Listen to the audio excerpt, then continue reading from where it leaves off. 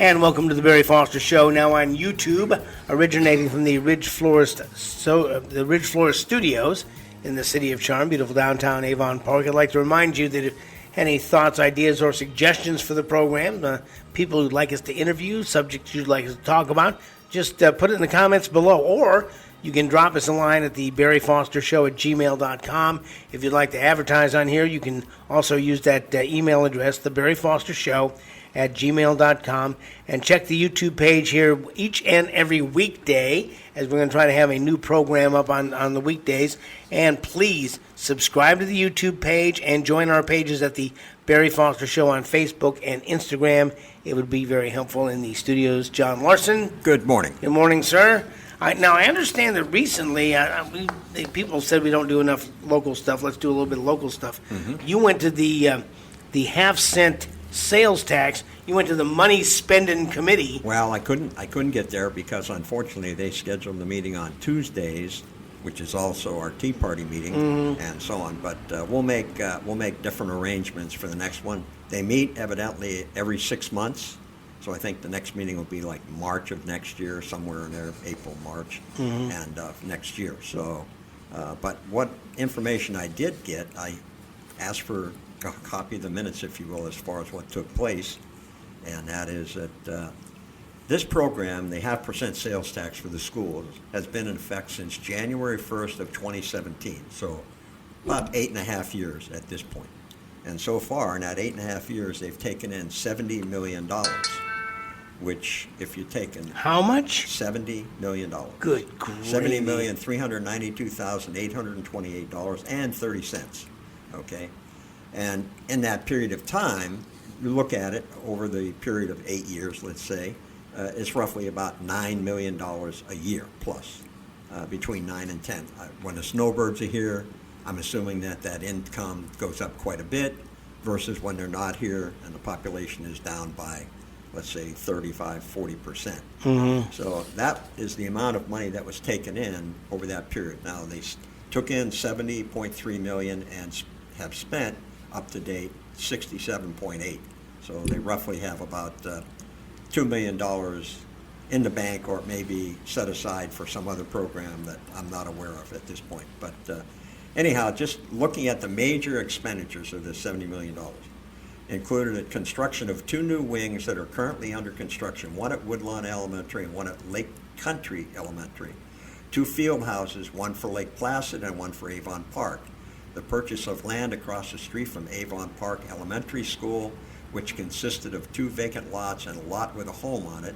The board has requested that the lot be listed with the house to try and sell it as is, I guess, and recoup some of the purchase money. The teachery, which is located behind Sebring Middle School, is also for sale and whatnot. Oh, so the teacherage. About 20 years ago, there was going to be a movement to tear that down. Mm-hmm. And a group of citizens got together. Ruth Kahn Davis said she was going to chain herself to the front of that place. The teacherage was a house where single teachers would be allowed to live, okay, so that there would not be any questions about their morality, about their chastity. So they would stay at the teacherage. It's still on the grounds of the Sebring Middle School. That's what over there. And now I guess they figured out all the historical people are dead, and they can just go ahead and do what they want. But yeah, when they put this money, when they put this tax in place, they couldn't wait, because we talked yesterday about how the Democrats allow the states to spend their money on illegal aliens, and then they reimburse them in other areas to make up for it. Okay, well, that's basically what this is that they take this tax and use it for brick and mortar infrastructure projects. Okay, so they have more money to spend in other places, money that you and I used to pay for in our ad valorem tax dollars. Okay, would now be the half cent penny, the half cent on the dollar sales tax for the schools which takes in $9 million a year. I will tell you that because when it first started, it was only like $4 million. It's going to continue to go up as prices go up, okay, and as the population goes up, and they are just rubbing their hands together over this. And they just, anytime this comes up, they just gush at how much they appreciate this because, oh my gosh, without this, we wouldn't be able to do all these repairs. And I remember when they were campaigning, the schools were, John, they were falling apart. Yeah. Windows were falling out. There was leaks in all the classrooms. That this was a terrible, terrible learning environment. And how in the world could kids learn in an environment like this? The minute it was passed, all that went away.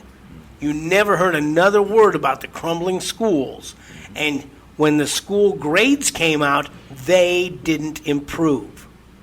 The school, what has happened is the state has lowered standards, as you and I both know.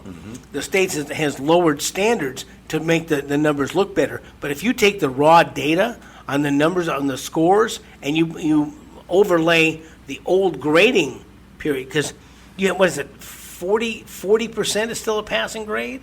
I mean, when you look at this, it's astonishing on how little the kids have to remember, and the teachers all complain that they only can teach to the test. That's all they do. They teach to the test because the schools, my gosh, there's two ways to get money: to be really, really bad or be really, really good. But if you're in the middle, you don't get anything. Okay, so and now when they come and do this, what apparently gets done here? I mean, this money spending committee is supposed to get together and make recommendations to the school board on where they should spend the money. Yeah, either that, and also I think part of it is that they're like supposedly the overseer of the expenditures. In other words, okay, you've got these projects, we'd like to be informed, and in some cases I know Lauren Bush, when she was on the committee, and I think Nicole Radowski and probably Reese Martin also, go to the various schools where they're going to have, let's say, a major project, not a repainting job or something like that, but a major construction like they spelled out here, where they built, currently construction of the county elementary, 2 field houses, and one in Avon Park and one in Lake Placid. So those are major construction projects which probably cost millions of dollars. So I'm pretty sure that the school board members, as well as some of the committee members, and I can speak for Lauren because I've received a lot of the information she had about what she did when she was on the committee, and I think for sure Nicole has done the same thing, went to the various schools and were informed of exactly what was going to be done with that construction project. In other words, a new wing was going to be built, a field house was going to be built, whatever it was, so that they could then come back and talk intelligently about the project, about the expenditure, about the money part of it, and so on. They don't have any involvement in the actual, not involved in the construction at all, just as an overseer and trying to determine, okay, this project is going to cost, pick a number, $8 million. Okay, how is the $8 million going to be spent? To me, that's the impetus of what this committee, I think, and should be involved in, and that is having a bird's eye view of money that's going out, major pots of money, if you will, for major construction projects. And I think that was the thing. Yeah, I'd like to know who's watching that committee. Who's. Well, there's and I don't know how much Angelica and Tina Jarrow, I think that's how she pronounces it, but don't hold me to that. She's the one that kind of reports all the expenditures and has all the data when the committee gets together. So the data that is being fed to her is what's distributed to the committee members, and that's what's talked about, and so on. So this is, but if you take a look at it, I believe, if I remember right, this 0.5% sales tax had a 20-year sunset on it. In other words, it was supposed to go away in 20 years. So at the rate of, let's pick a number, $9 million a year that they're taking in, times 20 years, you're talking $180 million. And right now they stand at $70 million. So, $180 million over 20 years. And at the end of the 20 years, I hope there would be a scorecard these are the things we did with this $180 million. And just run down the Yeah, list. well, and I'd like to I think we need to really kind of track the school numbers because, as we understand, the numbers on the school attendance are dwindling as people continue to pull their kids out for either private schools, charter schools, home schools, not public schools. Well, this was reported on. It said here at the meeting, this past meeting of the 0.5% Sales Tax Committee, Brenda Longshore stated that school enrollment declined by 400 students over last year. Mm-hmm. So they've lost 400 students from last year's enrollment. And so, and you're right, the private schools, like we know the Heartland Christian School and whatnot, has increased their size. Matter of fact, they're at a point when we talked to Gary Brown when he spoke at our group meeting that, they're at a point where they really have more students that want to be enrolled, but they would have to have some additional construction. Well, see, and the thing is that they tried to consolidate the Avon Park High School and Avon Park Middle School, and there was just a huge outcry, and they just backed way off that and said, no, we're not going to do that. But they have taken the Kindergarten Learning Center, who, by the way, the principal of the Kindergarten Learning Center was Karen Doty, the wife of her major opponent in the last election. She won by less than 100 votes, and Chris was defeated. She has been present in many of the hearings that people have come forward and said that he was a mean guy, he was a bad guy, and so she's been at all those. And Chris's wife was in charge of the Kindergarten Learning Center. Suddenly, they didn't need that anymore, and they had spent some huge amount of money converting. It was a former, I want to say it was a home improvement store. I cannot, my mind fails me on this, but they converted it into a kindergarten learning center because at the time the argument was, well, small children can't be with the big kids, and so everything not only was geared to having these pre-K and kindergarten kids together, but everything's half scale. Everything's for small children. So all of the bathroom fixtures, all of the schools, all of the chairs, all of the desks that are made for kindergartners, that's got to be taken out. And now they want to sell that building, which they will not. I'll guarantee you, they're not going to make any money on that. So this is going to be another 0.5% sales tax cost because it's infrastructure, and they've moved these kids back into the schools proper to kind of fill in so they don't have as many empty classrooms. And they were asking about empty classrooms, saying, "Oh no, we don't have any empty classrooms." And one of the teachers said to me, "No, they use these classrooms for storage. They use these classrooms for other reasons, for meeting rooms. So arguably that they can say, well, no, the classrooms aren't empty, but intents and purpose, they don't have kids in there. They don't have what we would consider a classroom for learning. The classrooms aren't quote unquote empty, and it reminds me of Pugsley and Wednesday Adams sitting on hearing a big crash, and they run out in front and they find this kid and his motorcycle's piled up in the front yard, and this kid's laying on top, and they drag him in to nurse him back to health. And his father comes by and he sees them and he says, "Did you see a kid riding a motorcycle?" And they said, "Riding a motorcycle? No, we didn't see anybody riding a motorcycle." But they knew exactly who he was and what he wanted, and they weren't going to give him up. So a lot of times when you listen to any kind of government, some more than others, you have to pay attention to how they phrase what they say. And we've seen that from the federal level on down. You have to pay attention. So it's going to be interesting as these numbers go up. And believe me, government will never give up your money. Yeah, they will. They will. There was a move to undo the 0.5% sales tax. No, the penny on the dollar sales tax, and the county went to no small expense getting people to campaign to keep that tax on. that extra penny on the dollar to do infrastructure in the county.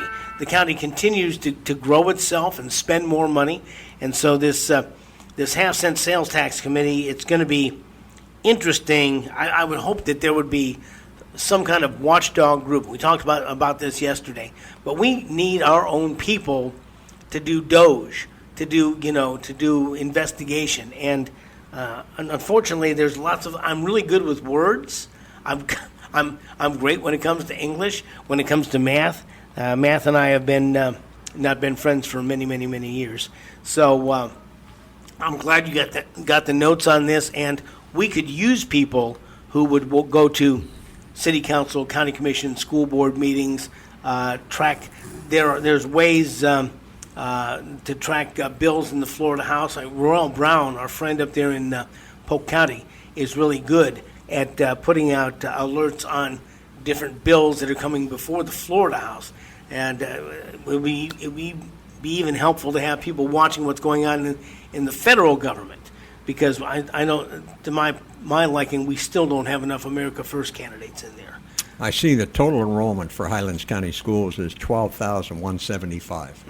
12,175. So that's 400 less than last year. Right. Yeah, and so on. So it, and I guess I don't know if transitioning out 400 is a aberration, or is it a common occurrence? Is that like an annual thing? We get about 400 people that leave. I don't know the answer to that, but what are the reasons why you would be losing students? In other words, you see construction going on. There's quite a bit of construction in Highlands County. Granted, it's mostly seniors that are moving in, and they're not going to have kids in school. I got that part of it, but still, where did 400 students go, and why did they go? From what you and I see, I would say there's a combination of more seniors and fewer families moving in, because we hear the mantra all the time, there's nothing for children to do in Highlands County. Oh my goodness. We need to have more things for kids. And the answer is, well, when you do have things for kids, they don't support it. There was an arcade in the mall for children, and they just didn't spend enough quarters, in the arcade, and they've quit going to films, and what they mean is they want recreation that somebody else pays for in Highlands County. They want free things, and the drive is towards pickleball. Now I have to tell you, from what I understand, pickleball is not a young person's sport. Well, we have one of those in where I live, and so on, and it's used fairly often, I will say that. But what I have seen is, when it started, I want to say about 10 years ago, when pickleball really kind of got rolling, there were a number of people that started playing pickleball. But unfortunately, the body, mine says, I'm going to play pickleball. The body, after a couple of years, says, not quite so, okay? I mean, the knees give way, and so on and so forth. So it's a sport for people that I think could be in their, let's say, upwards of 50, 55. But when you get to be 65, 70, the body doesn't function quite as well as it used to. I don't play pickleball, but I understand pickleball is tennis for less mobile people. Yes. If you will. And I'll tell you, I don't play it. I don't play nearly enough recreation.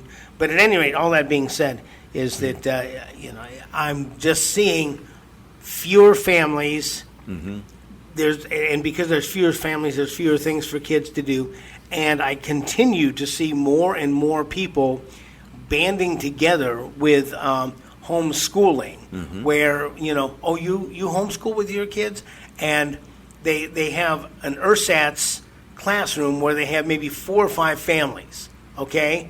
And Monday they go to Mrs. Jones' house, and Tuesday they go to Mrs. Smith's house, and Wednesday they go to Mrs. Johnson's house, Thursday they go to Mrs. Williams' house. I mean, they go to the different homes to be schooled in reading, writing, arithmetic, history, all those kinds of things. And it's basically a one-room school with a different teacher each day, or maybe it's Monday, Wednesday, Friday, Tuesday, Thursday, whatever. Maybe even Tuesday, Thursday, Saturday.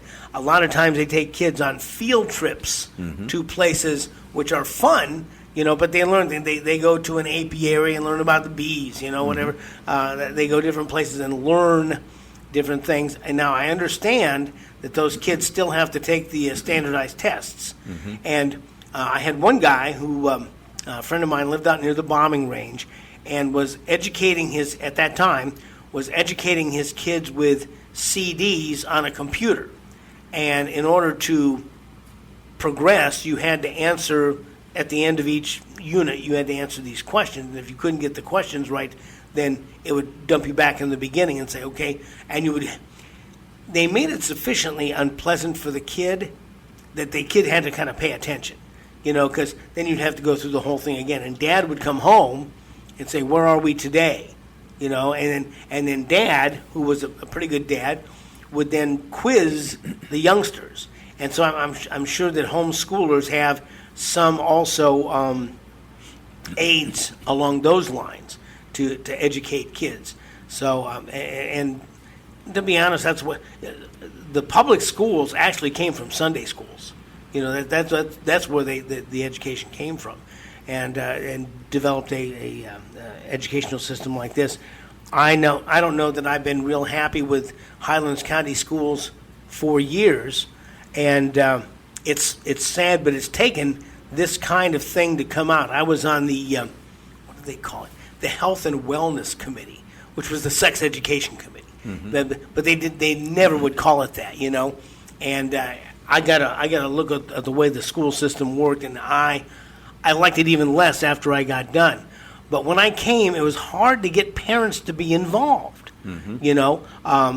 We went to our daughters. They had an open house for all the parents to come to schools and meet the teachers. And the one we told us, and if my daughter has any issue, here's my phone number. I want you to call me.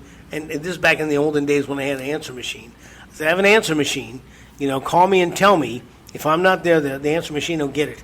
And I want to hear what's going on. And she says, you're not the parents that need to be here. The parents that need to be here traditionally never come. Right. So now it's to the point where the parents who don't need to be there are pulling their kids out of school. Well, and we've heard that as we've had some of the candidates in and speak to us, even the superintendent of schools. And they have all said that one of the major issues they're faced with still today is parents that are not involved in little Johnny, little Susie's schooling. And little Johnny and little Susie have a lot of problems. They either don't want to learn or they aren't learning. They don't pay attention. Maybe they have an absentee problem, and so on. So if you don't get the parents involved, they're at school for, pick a number, say 6-7 hours a day. The rest of the time they're supposedly at home, being supervised by their parents, mother or father, or their phone, or whoever, and so on. So at that point, if they're not getting the follow-up part of education at home, or even the discipline part of education at home, in other words, you got to go to school every day, okay, and so on and so forth, then the kids are coming up short. And we see that, and this is really a phenomenon around the country. It's not just here. You look at all these other states, especially a lot of the blue states, if you will. I mean, they have horrible, horrible results in their school systems. They're just failing everywhere. And there's hardly a school system in the statewide that really measures up to what kids need to have today. Well, we've heard this from Keith Flaunt, Florida Citizens Alliance. I mean, I heard it the other night when we went to the Republicans' Liberty Caucus, and they had Steve Maxwell from Citizens Defending Freedom, a bunch of groups saying, pull your kids out of the government schools, and make sure that they get the kind of. And I'll admit, I made the twice actually. I made the mistake of thinking that my kids were getting the same kind of education that I got, and I was wrong. Okay, and both my kid and my grandkid came up basically through the local government schools. Elizabeth had more private school than Lori had. But all that being said, it was they really grew up in this system, and I wish that they knew more than they did. They do, I should say. Well, I think there's no doubt that a lot of school systems have come up short, and And I just talked about, I don't think I have the paperwork with me anymore, but there was a latest thing that went around here just recently, and I've asked one of the school board members to verify that it's not being used here, and that is that they arbitrarily have lowered the standards for minority students so they pass. In Is other that words, right? However far they got to take it down the ladder, but make sure that they pass. Okay, make sure we get them out the door with a so-called diploma in their hand, but they've lowered the standards for those kids. And who pays the penalty in life going forward? It's the kid. That's right. It's not the superintendent of any schools or the teachers or whatever. It's the child that goes out the door with a supposed diploma that is meaningless. It's a piece of paper. We need to put Pete Hegseth back in charge of the Department of Education. One of my favorite parts of his speech before the military was, we don't care if you're a man or a woman, but you have to fulfill these basic requirements. And, well, some of them are more difficult for a woman. Yeah. Oh, well, I mean, that's the way it is. And I think that kids, and it takes winning and losing. Sometimes you are, who was it who said I think it was Michael Jordan, who, when he began to play basketball, wasn't that good, and the coach got on him, and he worked and made himself that good. Right. And there are people who experience defeats early in life, and it spurs them on to buckle down, as my old man used to say, to buckle down, win sake, and move ahead. And so it's going to take these. If we're going to be the best and the brightest, we're going to have to make the kids the best and the brightest. And in certain communities, education is like a religion. All right. I knew a gal who was from China, married a good friend of mine, and she said that in China, this one guy missed being the valedictorian by like 100th of a point, and he actually committed suicide because he was so ashamed of the dismay that it brought on his family, the dishonor that it brought on his family. I mean, good gravy! He's ahead of all these other kids. It was Dale Earnhardt said second place is the first loser. That's right. Yep. So, but at any rate, we have to teach our kids to strive for excellence. And sometimes you're the windshield, sometimes you're the bug. I get it. There's sometimes that you win, sometimes that you lose. Okay, but you want to win more than you. And we now have a president who wants to win more than we lose. And any loss spurs him on to work again to make that into a win. And we need to train our kids in that way because we used to do that. You're not a loser, you're a winner, and kind of exhort them on to greater things. And it seems like now, well, if you're not a winner, we'll just lower the standard so you can be a winner. Well, I wonder what's happened, because I haven't heard anything lately, but what's happening with the elimination of the Board of Education out of D.C.? Oh, Department of Education, yes. Turning it back to the individual states. I don't know I know what Trump said at the outset when his administration, when he first got elected, he said, okay, he turned to the gal that's in charge and he said, I expect you'll be out of a job. Okay, fine, but, and I know it's not maybe a long period of time. We're into the administration by about 9 months, and so on. So what has developed, and are they on their way of eliminating that department and turning it back to the states? And so on. So I'll be anxious to see if that does get the follow-up that was mentioned at the outset. Well, in his first administration, he put Betsy DeVos in there to do exactly that, and she did not do it. No.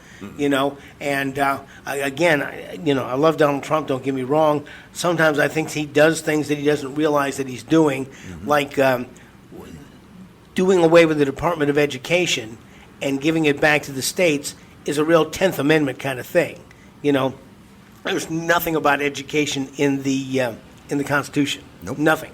And so, so for him to eliminate that and turn it back to the states, just like Roe v. Wade, where they took abortion and gave it back to the states. So I think that his administration has been doing that kind of thing, and he sees it, as a businessman, he sees it as a money saving thing. Oh, yeah. Okay, that's fine, but I think you're right. I think it needs to be turned back to the states, because what Florida wants to do may not be what Missouri wants to do. What New York wants to do may not be what Texas wants to do. And by God, let them do their own thing. Right. You know? I mean, to me, at the state of education, from the things that I see and read, I don't think they could go very far wrong if they did turn it back to the states. Now, they're not all going to be equal, okay?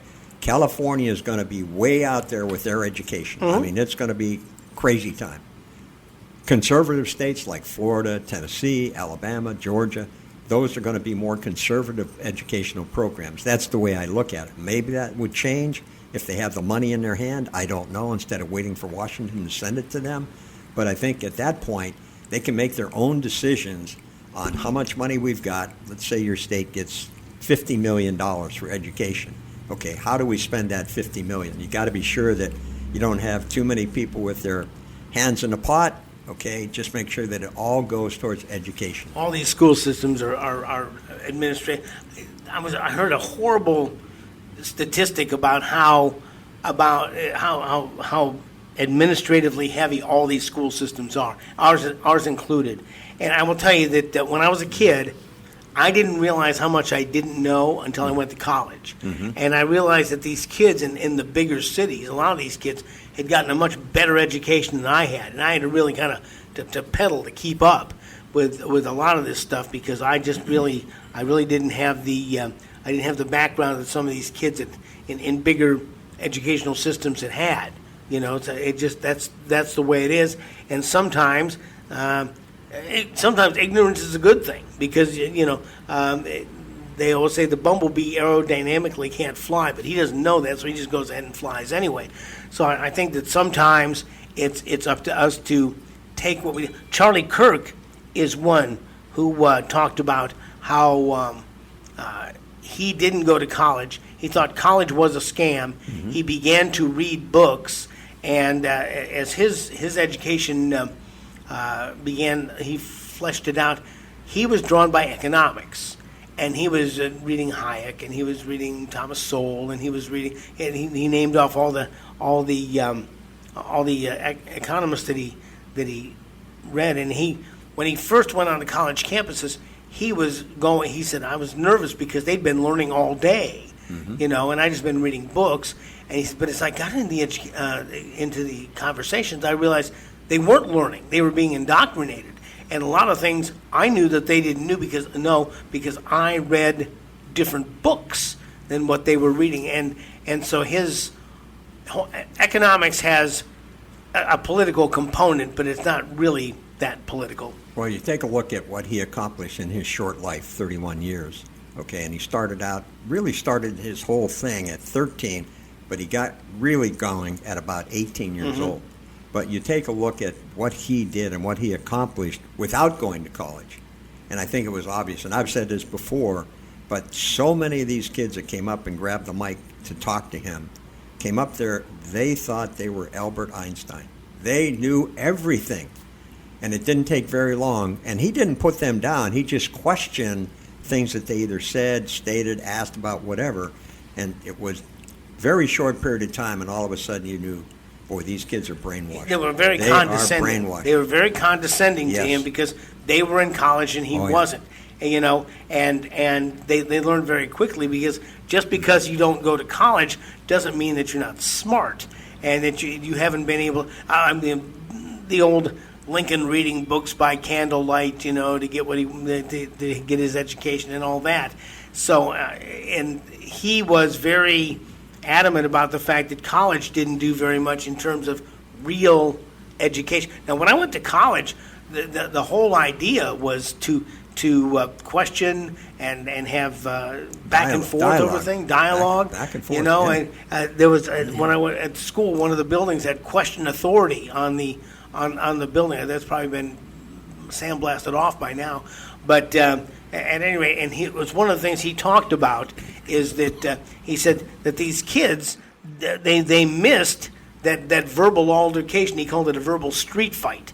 And that was fine, where they'd get out there and they'd throw things back and forth at each other, and Charlie tried, although he was not always successful. I understand this totally, and keeping his cool. But he wanted it to say, well, you put out some good points. Let me counter with this. Let me counter with that.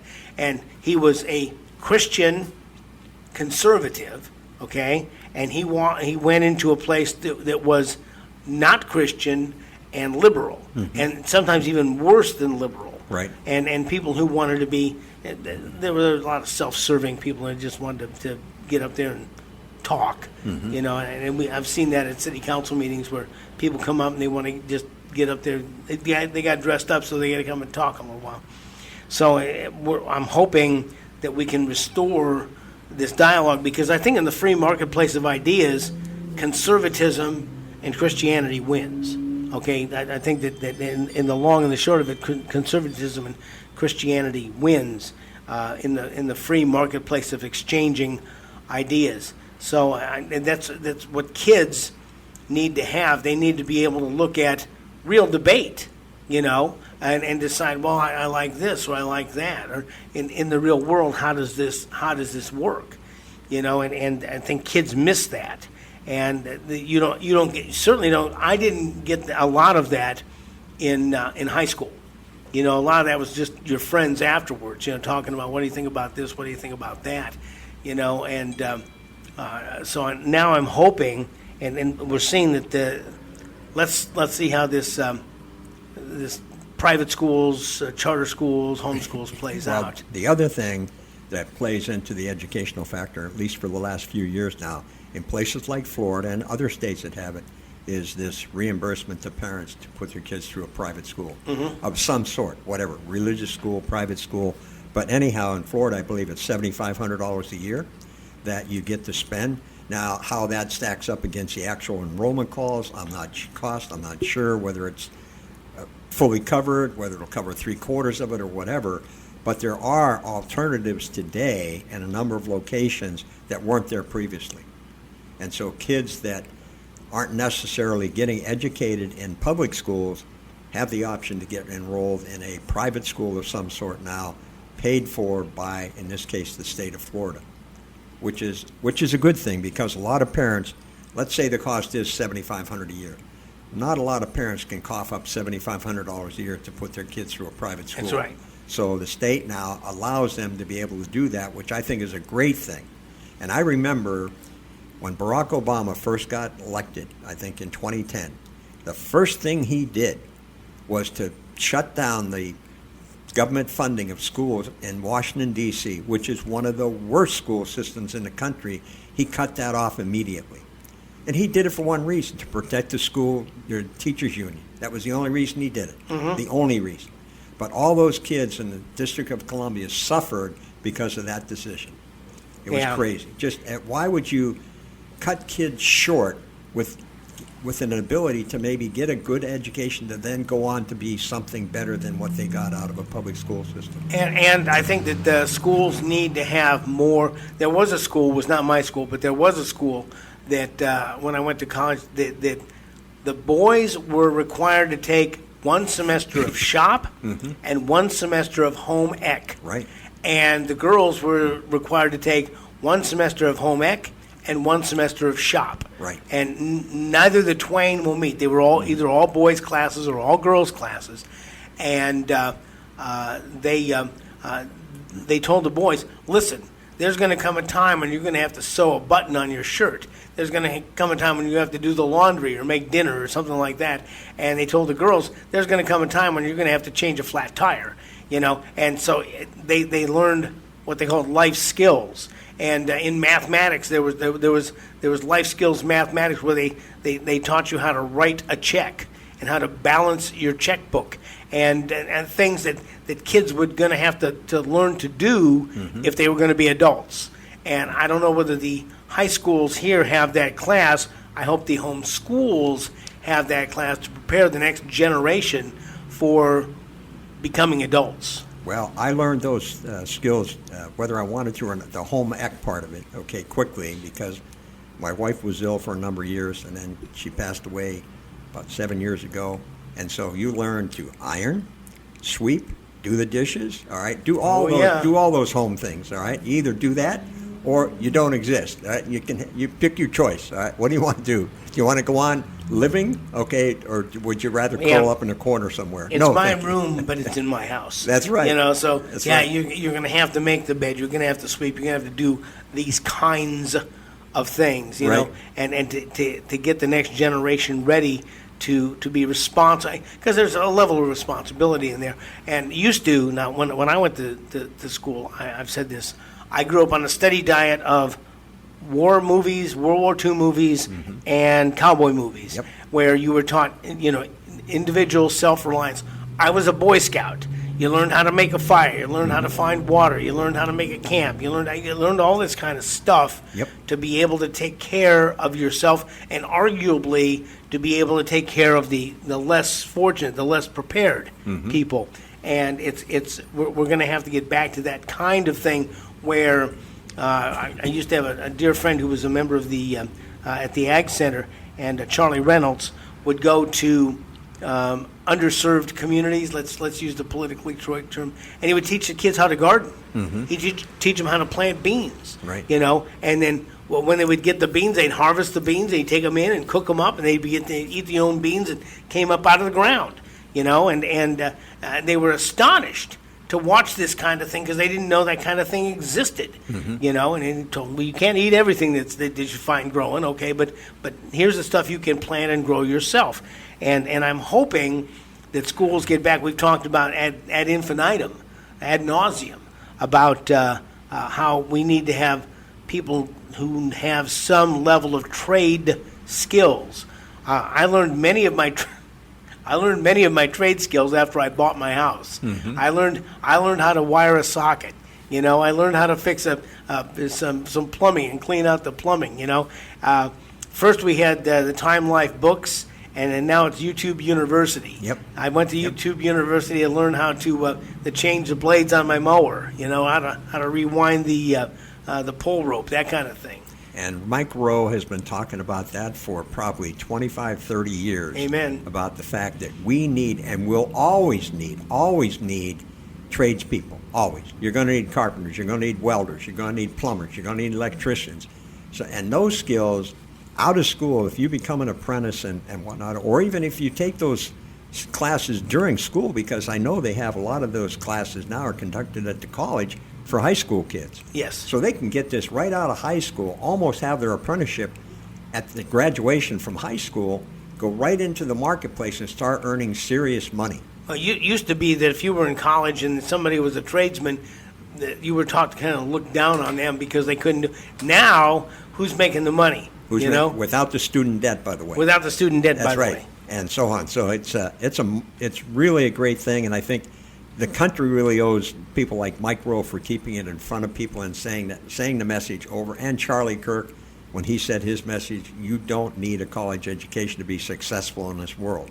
Okay, you have to have an alternative. You have to be good at it. And if you need an education, if you want to be, let's say, a scientist or whatever, you're going to require some STEM studies, and you're going to have to go to college to get that. But if you're taking some kind of a meaningless class and you get out of there, and you can see a lot of it, these kids that are protesting, they come out of school, I doubt they've got much of an education. Okay, the ones that are going to school. No, I doubt they have much of an gender education. studies. That's right. What does that mean? Right, absolutely. And where are you going to go to get a job like that, especially when you've got now an administration which is actually getting rid of a lot of these things that were put in place solely to put people in a position of some job, getting some compensation, okay? You're the DEI person for this organization. Well, that doesn't exist anymore. DEI, by the way, stands for didn't earn it. Yeah. But, and what's sad is if you go online now, you can find out how long your job is going to last with the advent of artificial intelligence. Yes, right. Yep. That's going to be the thing is that AI is being. We talked about yesterday about how AI can help diagnose diseases. Although I wouldn't share anything over the internet about things like that. I'm sorry. No, but some people do. Sure they will. They use that, and as was said when computers first came out and the internet came, everybody said, well, there's good and bad. in the internet. There's good stuff in the internet. Knowledge-wise, you can go there and find out a lot of information you didn't know, but there's bad because you're going to get roped into some things that are not really good for you. It's a wonderful, horrible place. That's right. You know, Absolutely. A couple of things, and we may be overtaken by events on a couple of these, but I did want to point out that later this month, the Sebring City Council is supposed to get together and look at a request for a proposal for Harder Halls for the municipal golf course, and it remains to be seen. And I'm not on Robert Blackman's speed dial, although I do talk to him periodically to find out if they're going to submit a request for a proposal for the golf course. The last time we saw them, they were pretty unhappy, so we're going to watch how that comes. The other thing is the city of Avon Park, you'll find this hard to believe, is in turmoil, okay?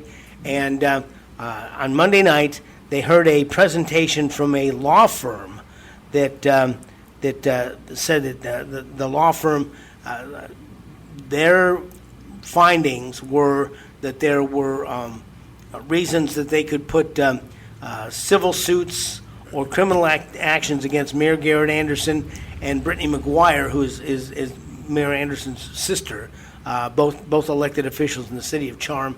I know that they did an investigation. The Ethics Commission did an investigation into Garrett, and they found nothing. Then they weren't happy with that. The city council wasn't happy with that, so they had the sheriff do an investigation, and it came back with nothing. And so then the city council voted to have a private firm, this law firm, do an investigation into this, and they've come back with these charges. And the way it worked was, there's 5 members on the commission. Well, neither Garrett Anderson nor Brittany McGuire could vote because, you know, that there was a conflict of interest. So that left Bernice Taylor and Shelley McCure and the councilman. I can see his face. He'll kill me because I can't remember his name. Anyway, and he got outvoted 2-1 by the 2 girls. So they voted to do this, and so now the Monday night, it came back. I'll say it again. I talk to Garrett all the time. This has to do with a downtown building. Garrett Anderson has always been very, very pro-business. He was trying to grow business. They bought the Brickell building. They have developed it and gotten businesses in there. Now there's an argument that there was a huge conflict of interest. Garrett told me, he said, Barry, I got him on my speed dial. I check with the Ethics Commission every day. I have not set foot wrong, so we'll see how that plays out. In the meantime, the Avon Park Housing Authority has had a huge turnover. The lady who was in charge, and now her name escapes me. Don't get old, man. You can't remember anything. Then they've gotten rid of her and put the former city manager, Lewis Bates, in charge of the Housing Authority. And some of the Housing Authority members have quit, and there's a huge kerfluffle there going on over the Avon Park Housing Authority. In the meantime, City Attorney Gerald Buer has sent a letter to Florida Airport Management, FAM. You'll remember, those are the people who took over the Avon Park Airport. It outlines ongoing safety and operational issues at the airport, including non-operational security gates, no rotating beacon, intermittently available aviation fuel supply, and the folks who remember, I advised them against this Florida Airport Management Group. The guy that ran it described himself as a serial entrepreneur. They came in with all these heavy hitters and some local people, and I said, it didn't pass the smell test to me, but I don't live in Avon Park. It's not my job. And they went and got this special FAA grant, and they spent thousands. I think FAM, Florida Airport Management, still owes them some $140,000 or something for this, and apparently they haven't paid it. But the city is requiring the Florida Airport Management to provide documentation of all requisite environmental permits. They put them on notice that any assignment of the lease would require approval from the city and the Federal Aviation Administration. Gerald Buer, who is the city attorney, wrote a letter to J.T. Clark, and I don't know when that is going to come up for discussion. So those are three huge issues right here in Avon Park. And there's this group that has been, I think, kind of the spurriers of this, and they're oh, our city's in turmoil. I said, you act like this is a new thing. You act like this has never happened before. And they're whoa. I said, look, when I came in 1986. I came in 1986, and I came right at the end of the city had just changed from a strong mayor form of government to a city manager form of government. They hired this guy named Larry Sutton, and he had a bumpy road, man. And anytime you've been a city manager, other than C.B. Shirey, who was an ex-Air Force, and he had the ability to handle a committee, okay? And he was in office at the time longer than all of his predecessors combined, all right? And but they just got rid of Larry Sutton, and this guy came up to me. I just arrived, and he says, you were behind Sutton all the way. I said, I wouldn't know Larry Sutton if he came up and stepped on my foot. I'd just gotten here, and they'd just gotten rid of him. But I apparently had arrived at the end of the era of the Hat Gang. And the Hat Gang was Harrison, Albritton, and Tatteras. And Jane Lou Buck, who was the editor of the Sebring News at the time. Because when I arrived, there was three papers here. There was the Avon Park Sun, the Sebring News, and the Lake Placid Journal. And so she was the editor of the Sebring News, and she was all over the Hat Gang. So when I came, I began to read old newspapers to kind of find out what was going on. And so, but the city had been in turmoil for decades before I arrived, okay? And I've been here for decades, and there's been one term, one small time when the city was not in turmoil, and that is when, let me see, the city council was Tom Macklin, George Hall, Doug Eason, Brenda Gray, and somebody else. He's out there giving the name for it. I can't remember. But it's those five, okay, and C.B. Shire was the city manager, and things settled down. Simultaneously in Sebring, there was a woman by the name of Pauline White who got elected to the Sebring City Council and just created havoc. It was interesting how one person could create so much havoc. One night she did something I never had seen before and never seen again. She made George Hensley, who was the mayor, so mad he turned beet red, packed up his stuff, and got up and walked out of the meeting. Now the mayor in Sebring doesn't have a vote, so it had no effect on the rest of the meeting for him to get up and walk out. But he was so furious about something that she'd said that he walked out of the meeting. So the focus changed from Avon Park being in chaos to Sebring being in chaos. They've all now kind of followed orders now. But at any rate, so there's going to be these three things going on in the City of Charm that we're going to have to do a little bit more digging into, and we're going to find out. I have asked Garrett to come on and talk about another issue, but I haven't gotten him yet. So I did say I didn't read it. There was an article inside of the paper yesterday, I believe it was, about this Brickell building, which I think is the property you're talking about. Yes. And so on. So, but I did not read the details. So I haven't thrown the paper out yet. So I'll have to cut that out so I have something to refer to. The Brickell, there's a couple of downtown buildings that were vacant. Okay, and there was one called the Wild Building. And there's a big gap there where it used to be because it was falling apart. The front end had bowed out, I think, as much as 12 inches. There was a tree growing through the middle of where the building used to be. And they had to very, very carefully dismantle that building, the Wild Building. And it seemed to me that the problems all began when this guy came in and he wanted to put a park in there.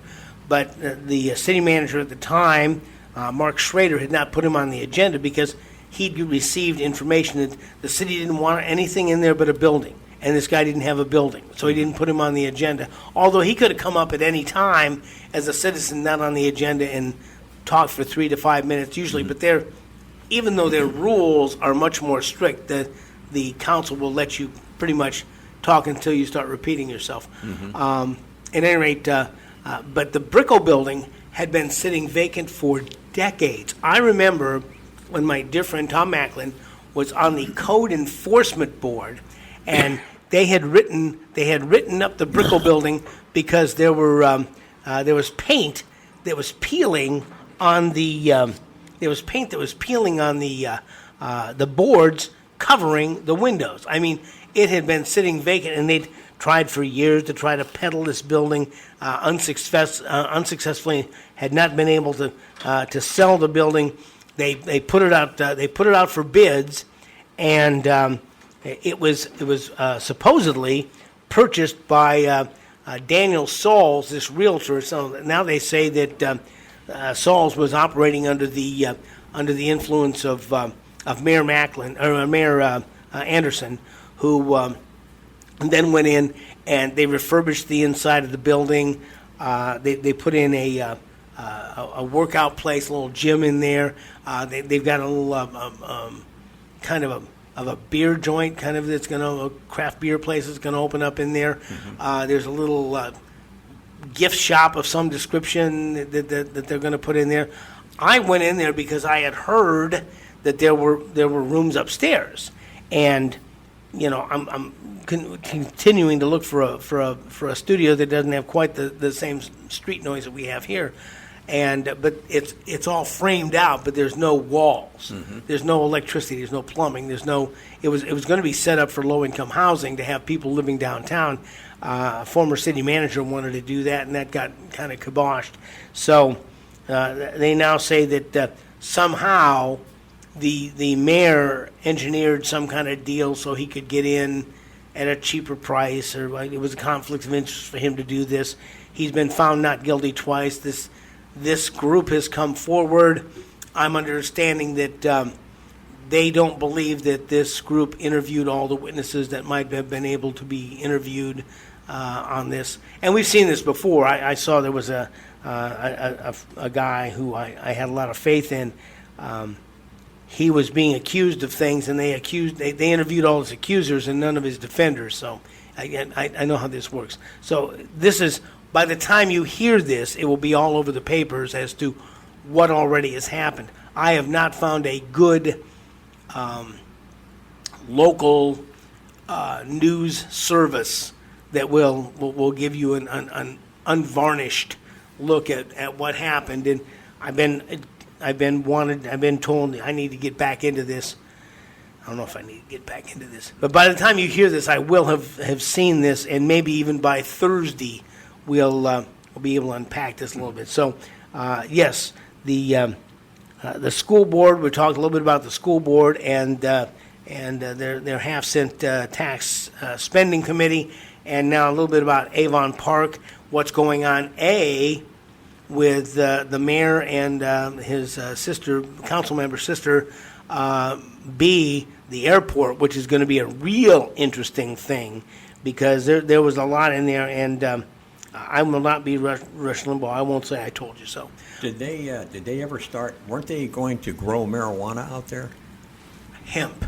Oh, I'm sorry. Not marijuana. Oh, okay. no. Right. Oh, Well, not marijuana. Whatever. It's Okay. field corn. All right. Yeah, it's right. field corn. Right, okay. You can't eat it. It's did they field corn. They ever start growing that out Not there? to my knowledge, no. No. Okay. Not to my knowledge. But yes, they were going to. My understanding was that was going to be their cash crop out there. Mm-hmm. And the pilot said, "Oh my gosh, don't you dare!" And I had grave misgivings before it started, but when they threw the lawnmower racers out of there for no good reason, and I was told that they were told that whole corner there where there's a transmission place out there, there's several houses, they were going to clear all that stuff off. Mm-hmm. So I don't know. I wasn't there for that conversation. That's what I was told. But at any rate, it's going to be interesting to watch this thing unpack, because from the beginning there, I had grave misgivings. They didn't. It's not like watching the Blackmans, who seemed to have plenty of money to get done what they wanted to get done. Mm-hmm. This group was a group who was. It kind of looked to me like they were making it up as they went along. And I did go out there one time to talk to them, and they were a bit cool. They're a bit cool, but they had a drag race on the airports out there, and all these supercars from Miami had come down, and they had shut the airport down to have these super drag races out there. And so I did not go for the super drag races, but that was part of the deal. So it's going to be interesting to see how that all plays out. But it certainly will be plenty of stuff for the newspapers to listen to.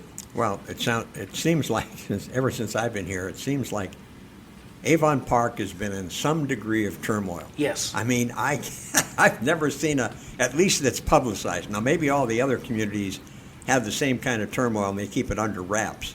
But it seems like the turmoil in Avon Park seems to hit the press and hit the newspaper and discussion period quite regularly. It seems that if there's not people on the council that have some kind of thing, that there's a steady stream of citizens who want to come up with some issue that causes all kind. And we could maybe next time we'll spend I can tell you about some of the things that I've seen, up there, and at the dais. It's been an interesting 40 years, Wow. Yep. And from the first time I was in there, and this guy Tom Tatteris stuck his finger in my chest, and told me how I was all for Larry Sutton, and I didn't know Larry Sutton from Adam's house cat, but from that time on, when they fired David Heacock and they had two armed officers standing in the back of the room with their guns, with their arms folded, from the time that within 6 weeks, they were told that there was not enough law enforcement on the south side, that there was way too much law enforcement on the south side. I mean, the whole thing has been an interesting, and Doug Barnard is the city councilman who got out and voted. And Doug, I apologize for not being able to remember your name. It just, don't get old, you can't remember stuff. Didn't they also they renewed the agreement with the sheriff's department to police Avon Park? That's what I thought, because they were considering going back to their own police force. Well, here's what happened, is that Avon Park, under Julian DeLeon, did away with the police department. And they were told at the time you'd never be able to stand one up again. It would just be cost prohibitive. But there was a whole stream of citizens who kept telling people how bad the Avon Park Police Department was. And I think that what DeLeon's method was going to be was, what I had heard his admonition was, well, the Sheriff's Department has to cover the county anyway, so if we do away with our police department, we'll just use them, okay? And what they wanted for their police department kind of outstrips what happens in the county. In Loretta or Spring Lake, they don't get this kind of patrol that they want here. And Sheriff Blackman came up and told him, said, look, we have an agreement, and either one of us can pull out, and I have to give you 6 months' notice. He says, I'm giving you 6 months' notice now. Either you give us a lot more money, or we're not going to.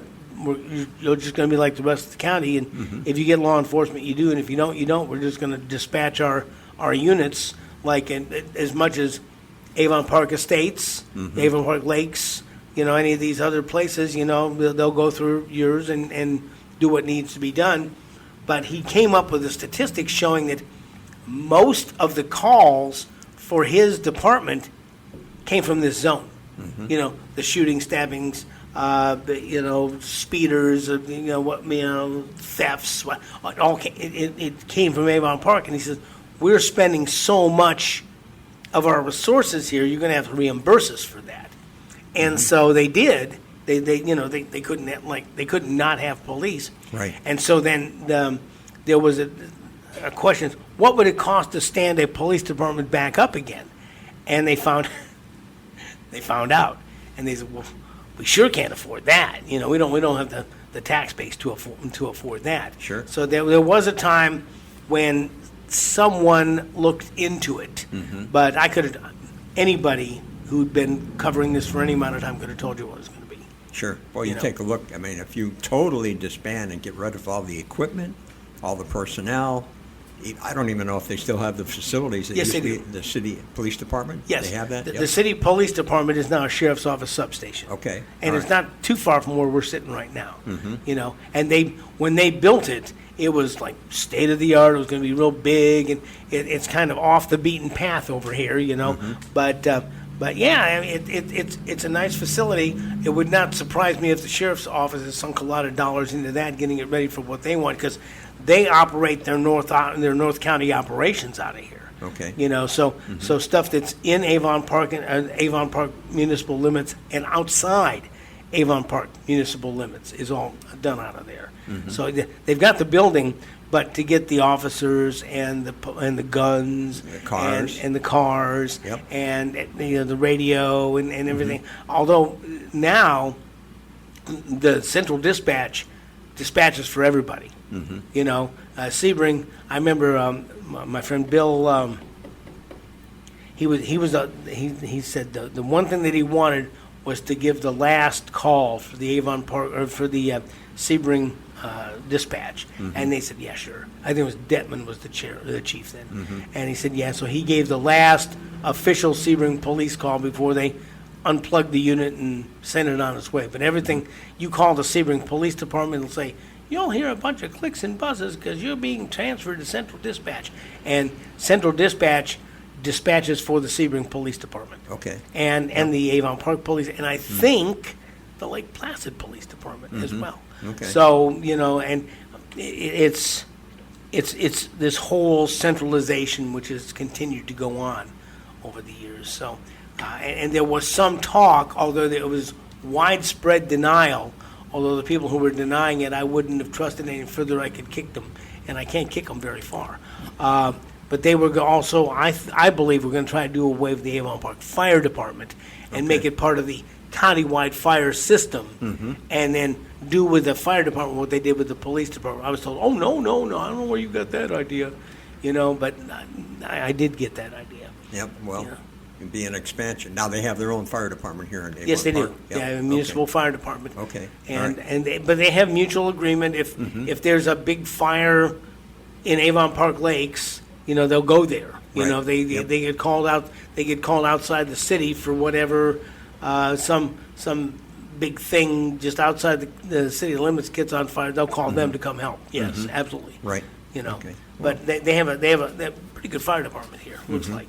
So, but anyway, so it'll be interesting. We'll get you those information. We'll get you that information as it becomes available. Next time, I do, however, want to talk about this Liberty Gala that I went to and talk about some of, because there was some really interesting stuff said there. Wow. You've been listening to the latest edition of the Barry Foster Show, recorded at the Ridge Florist Studios in the City of Charm, beautiful downtown Avon Park. Any thoughts, ideas, or suggestions for the program, just put them on in the comments below. If you'd like to be a sponsor, or if you'd like to get in touch with us directly, it's thebarryfostershow@gmail.com. We'll have a new item up here on the YouTube page. It's our goal to have one up each and every weekday, Monday through Friday. Please like and subscribe, share your YouTube page with your friends, and join our pages at the Barry Foster Show on Facebook and Instagram. As we continue to look for truth, justice, and the American way, Barry Foster and John Larsen, and we'll see you next time.